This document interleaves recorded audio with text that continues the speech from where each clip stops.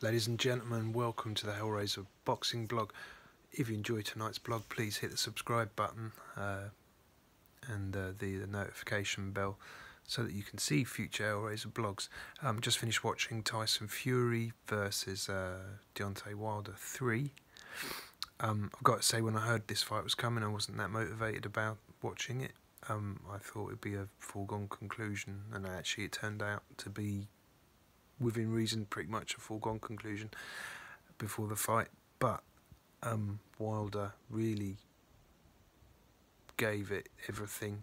I was glad to see the end at the end when it finished, because he was fighting on courage alone. He had nothing left, and one thing's for sure, Deontay Wilder is no shithouse. I mean, he put his heart and soul and his life on the line, and he fought like a beast in there. It was very difficult, knowing his skill set compared to Fury's, it was very difficult to think of a game plan that Wilder could go in with that was different to what he'd done before. He just had to hope that he caught Fury with that big shot and then managed to finish it. Well, he did catch Fury with some big shots, but he wasn't able to finish it, and that ultimately was his undoing. Actually, no, if I was to pick out one thing that was his undoing for Wilder, is his inability to fight going backwards. He actually fought backwards better than he has done previously. He had some good movement at times, but his feet still looked clumsy. He was outboxed at long range. He was actually also outboxed at short range. Fury's jab is such an asset to him that it presents a huge problem. And I'm quite tall. I'm about 6'2.5", 6'3", and I mean, Fury towered. I actually made Fury's first ever pro fight with I can't remember, the Belegiongiosi guy from Eastern Europe. But so Fury, he towers above me. His jab is just exceptional. His jab is so good. It's such an asset to him, and he used it tonight to just control the pace of the fight, to keep Wilder out of his comfort zone for so long. And that was a perfect tactic, because with Wilder, you know, there's a big risk of walking into something that can finish the fight at any moment. And what Fury actually did was use movement and his jab to fence. I call it fencing. I mean, with brutal, powerful punches throughout, but he just kept Wilder guessing and thinking, and it eventually, by the time that Wilder was in range, he had to storm in so clumsily that Fury was just picking him off, and I thought that was very good. I also thought the fact that Fury, my worry for the fight was that Fury would think it's too easy, or that Wilder, you know, I can just finish this at any moment. But he didn't take silly risks, even when he was finding him with the jab, even when he was catching him with sort of a more high percentage of solid punches. He didn't like gamble. He didn't go for the kill before it was clear that Wilder was completely out of sorts. I mean, Fury still threw some hard punches. I mean, I think his punch power is going up. Seems to be improving. You know, previously he was a brilliant boxer and mover, but he sort of seemed to maybe lack that elite level punching power. But the accuracy of his punches tonight was brilliant. The variety, as always with Tyson Fury, the angles he finds, and the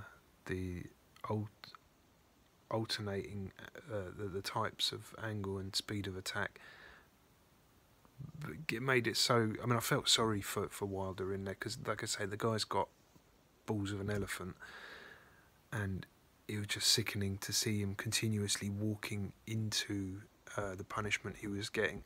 He clearly had some damage down the side of his face, and I mean, I was looking at it thinking that might be a broken jaw, perforated eardrum. He looked clumsy. I mean, things Wilder often does look clumsy on his feet. His balance isn't the best. because he loads up on his shots so strongly that it does have an impact on how he holds his feet. But he looked to me like, I thought the way his feet were moving, I thought he looks like he's either absolutely gone or an eardrum. Might have a perforated eardrum, so his balance has gone.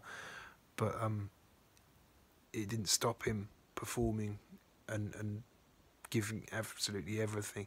So yeah, he's no shit house. I mean, I don't think Fury thought that anyway, because he's been in there with him twice, and even if the second fight was one-sided, it wasn't for Wilder's lack of courage. He just got outclassed for much of the fight tonight. But the thing with Wilder, as always, you can't rule him out. You can't think that the fight's over until it's absolutely over. I mean, the last couple of rounds it did look like Wilder was hanging on by a thread. So like I say, I was just pleased to see it end. To see him getting dropped like that so heavily at the end of the fight, it was sickening. And for a boxer to take a defeat like that mentally is very, very difficult to rebuild, because he was outboxed. Fury's jab is amazing. I mean, you got to understand, you're outboxed by an absolute master boxer. He was outboxed. He was outfought inside in the second half of the fight. I mean, I had Fury absolutely miles ahead on points throughout the fight. Even with the 10-7 round in favour of Wilder from the 2 knockdowns. I thought the way that Fury increased the pressure as the fight went on was brilliant. He didn't take risks early. He ground Wilder down, and once Wilder was there for the taking, he landed hurtful, big shots that would have put a lot of heavyweights away. I thought that was a very mature, well-balanced, structured performance from Fury, and he just seems to keep getting better and better. For me, he has too long between the fights. I want to see him active now, but the politics of boxing obviously is different to the decisions you make sports-wise in boxing. So hopefully now the politics can sort of subside, no more mandatories or rematch clauses or whatever, and we can see him fight some of the big fights, like Usyk. Obviously, I think is the one that everyone wants to see next, but I've got a feeling that might not happen. I think we might see Usyk and Fury take different routes for the just because of the politics and the difficulties there might be in making the fight. But maybe they're due that. You know, they both stepped up to the plate. Obviously, Fury, I don't think there was the same appetite for the third fight as there was previously. But I was thinking about it earlier. I was thinking I'd probably rather see Fury Wilder 3 than Fury against most of the other people that would be considered for the fight. Obviously, Usyk we want to see, but he only just boxed, so it wouldn't be him. Joshua probably needs to restructure, and obviously he's going to have the rematch with Usyk. So probably Fury's going to fight in the meantime. He's not just going to sit there idle waiting for Usyk to come up. But once they've done their business, then that's going to be a huge fight. That's going to be the biggest fight any Ukrainians probably had, including the Klitschko's. Who knows? We'll see. It whets the appetite anyway, watching Fury box tonight, and how Usyk boxed very recently, I think. If Usyk beats Joshua in the rematch, which you'd have to say he's going to start a strong favourite after the first one, that fight needs, probably looking at it from a boxing business point of view, I think it needs a little bit of time to marinate, to prepare it, to get it so that, you know, the appetite from the general public is there, so they can optimise the sales potential for it. But look, tonight is Fury's night. He boxed very well. I was pleased I stayed up for it, even though he ended up very late in the end. But guys, hope you enjoyed it as much as I did. If you enjoyed watching the blog and you want to see more of these and my prediction blogs, please hit the like and subscribe button. and I'll catch you again soon on the Hellraiser blog. Thanks for watching, guys. Bye bye.